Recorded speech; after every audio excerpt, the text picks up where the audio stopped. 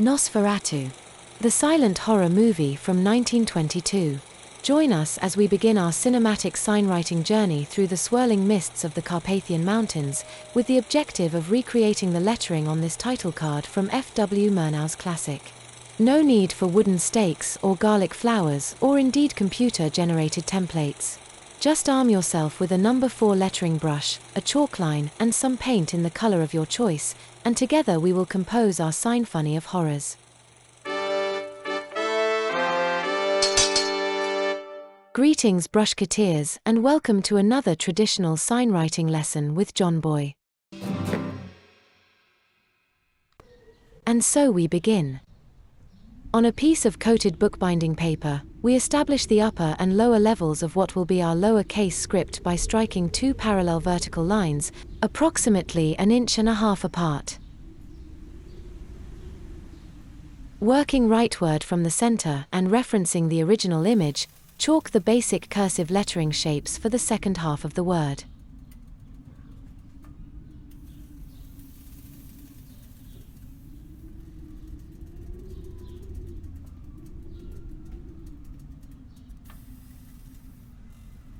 Working backwards from the center, write the first part of the word, taking reasonable care with the general outline of the letters, spacing and flourishing.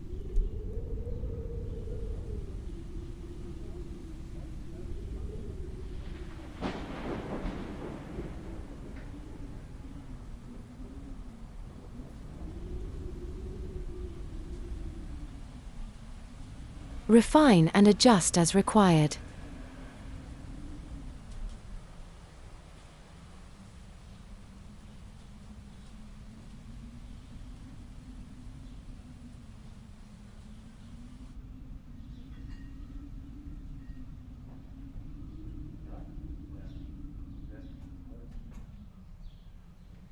This has been redrawn in black chinograph for the purposes of this video. This is a number 4 lettering pencil in pure red sable. A very versatile brush, it can be used both chiseled and rounded. Fully load the brush with pre-thinned paint. Work it against the inside wall of the dipper to flood the heel. Then across the rim, removing enough paint to allow total bristle control. Repeat this until you get the feel of the brush and you feel comfortable enough to commit paint to substrate. If necessary, practice on another surface or palette until it feels just right.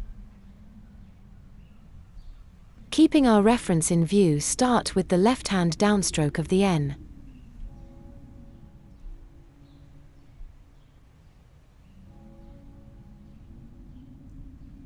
Use the tip of the brush with a medium pressure, continuing until you feel the brush beginning to dry.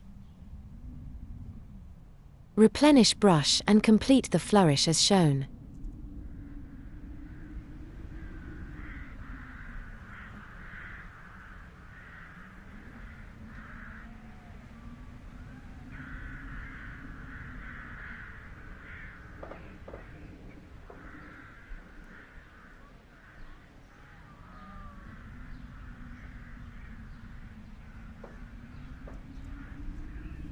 The N has been sketched too wide here, so it will be adjusted by moving the right-hand downstroke slightly leftward.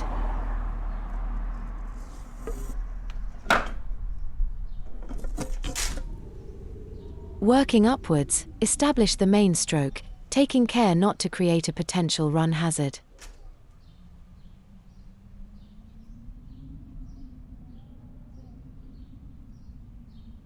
Start the loop at the top of the diagonal main stroke with the tip of the brush, increasing pressure until we are using its full weight as we travel downward until we release the pressure again for this lower loop.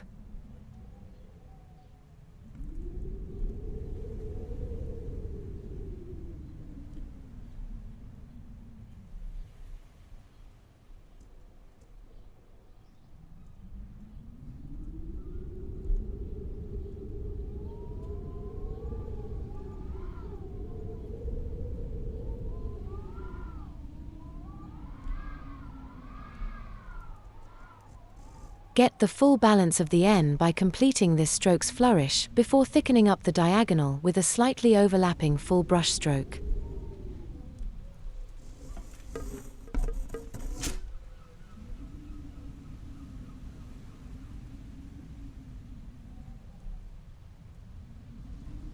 A quick look at our reference shows us the shapes and proportions of the lower case lettering, which is basically a heavy, semi-formal rounded script. Using the tip of the brush, start the O with a forward-leaning oval shape constructed in 2 halves as shown.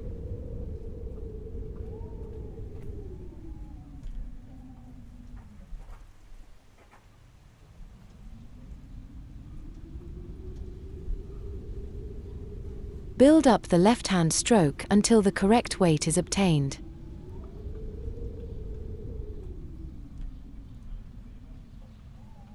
Refine the inner void with a slightly narrower oval and thicken up the right-hand stroke as required.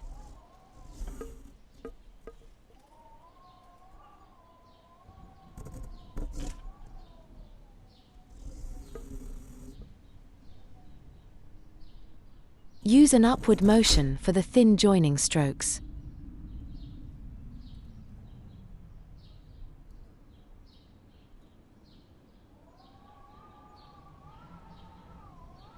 Establish the general shape of the S, which takes a similar form as a handwritten cursive S.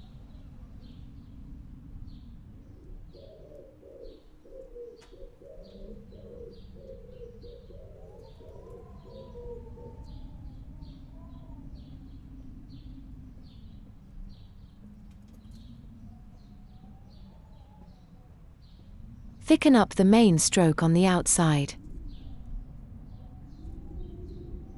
Start the downstroke of the F with the tip of the brush at an angle, increasing pressure as we descend before again letting up on the pressure, finishing the stroke by twisting the brush in the opposite direction from where we started as we lift it clear of the substrate.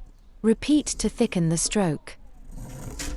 Starting well into the stroke, create the upper loop by pulling the tip of the brush upward, aiming for the starting point of the downstroke where we loop sharply around and down, finishing at the top level of the lower case. Join the F to the S with a thin upward stroke. Starting at the bottom level of the lower case, complete the lower loop by reversing the instructions for the upper one. The E is constructed in a similar method as the previous O, but this time only do the left-hand side of the slanted oval.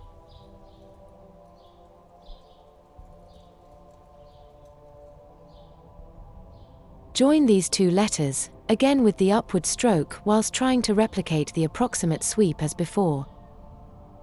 Finish the E by adding a smaller loop in a similar fashion as the previous upper loop on the F, and thickening this stroke up on the inside to balance with the O. You must take into consideration the upper loop of the R, and you must preempt it by either starting or finishing this thin stroke with a curve and backward twisted brush. Next, continue the small loop back around as shown, before carrying on across, just slightly below the upper lettering level where we turn quite sharply but smoothly downwards, and slightly back on itself compared with the angle of the F. And with this same stroke, we again turn upwards to form the basis of the next joining stroke. We can now finish the R by thickening up the main downstroke at the inside. Before proceeding, mentally imprint the required slant of this forward-leaning lettering into your mind's eye by using the brush shaft as a guide.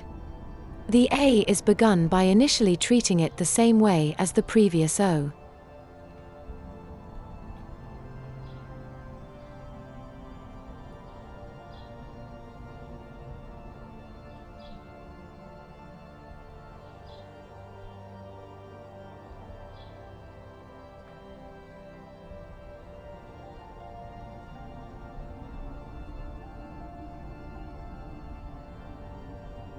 Once the bowl has been completed, this simple downstroke, which will form the basis for our final 3 letters, can be added, effectively turning an O into an A.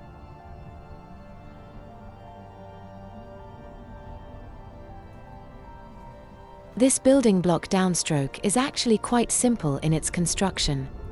An imaginary line at the already established angle is used for the center line of the stroke. With the very tip of the brush, Start the stroke as shown, slightly to the right of this line. Now return to the starting point at the top of the stroke, but this time start slightly to the left of the aforementioned imaginary center line. We now no longer have to rely on this virtual line, as it is now defined with a physical painted stroke, so in a movement mirroring the initial downstroke, simply overlap the left-hand side of the brush with the other stroke and follow it down to where we can smoothly join the upward turn. Apart from the height and cross stroke of the T, these final 3 letters are constructed in exactly the same manner. But don't forget that all these perceived straight strokes are in fact very subtly curved.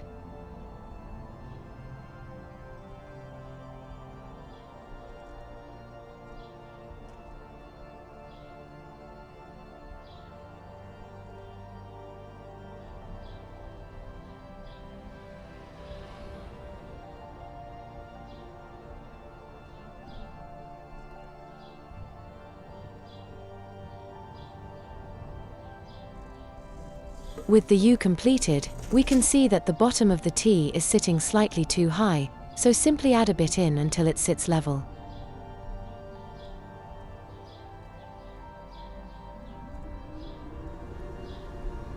This just leaves us with the final flourish, which will balance with the flourishing of the capital N.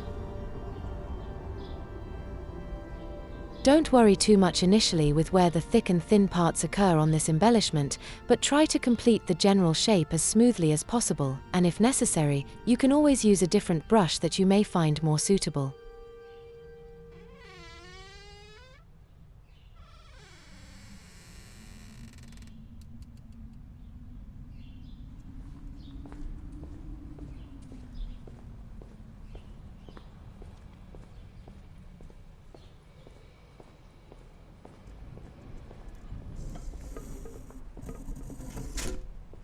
After determining its path, the swelling of the strokes can be addressed and added as required.